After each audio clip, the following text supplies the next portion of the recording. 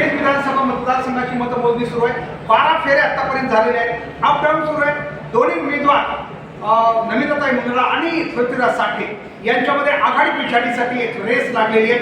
पहिल्यांदा पहिली फेरी झाली, आपल्याला सगळ्यांना माहिती. त्यावेळेस नमिताताई मुंदडा या मागं होत्या, मात्र त्यानंतर पुन्हा 2 फेऱ्यामध्ये त्या पुढे गेल्या, पुन्हा नंतर मागं.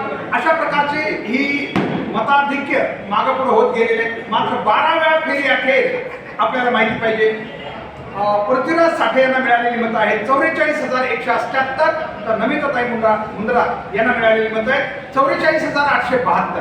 एकूण 694 मताची फक्त आता आघाडी नमिताताई मुंदडा यांच्याकडे राहिलेली आहे. एकूण पहिली 5,000ची त्यांनी आघाडी घेतली होती.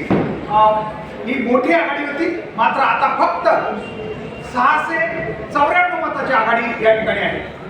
24/7 आपल्याला आतापर्यंत सगळे अपडेट्स आपल्यापर्यंत पोहोचवलेले आहेत आणि या अपडेट्सनुसार पुन्हा एकदा आम्ही आपल्याला सांगू इच्छितो की आणखी बऱ्याचशा फेऱ्या आहेत.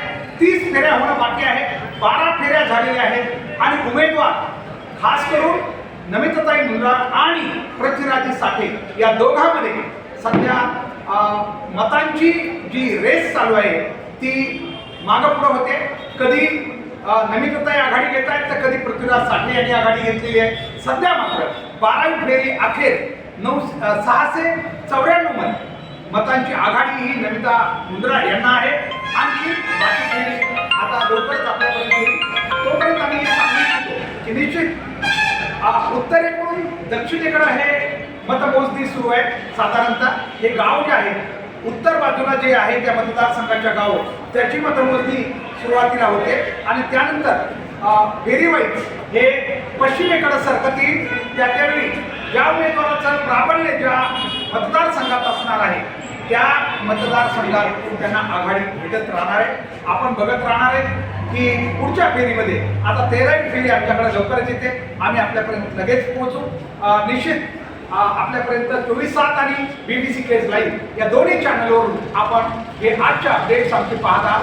आपण बघितलं असेल सकाळी 8:30ला मतमोजणी सुरू झाली आणि 8:30 नंतर प्रत्यक्ष EVMची मतमोजणी सुरू झाल्यानंतर, कारण बॅलेट मतमोजणी सकाळी 8ला सुरू झाली होती, ज्यामध्ये पृथ्वीराज साठे यांना आघाडी भेटलेली आहे बॅलेट मतमोजणीमध्ये. आणि आता जर म्हणाल तर आता सध्या 12व्या फेरी अखेर जी नमिता मुंदडा यांच्याकडे 5,000ची आघाडी होती, मात्र ती आता थोडी कमी झालेली आहे आणि ती आता 694 मतावर आलेली.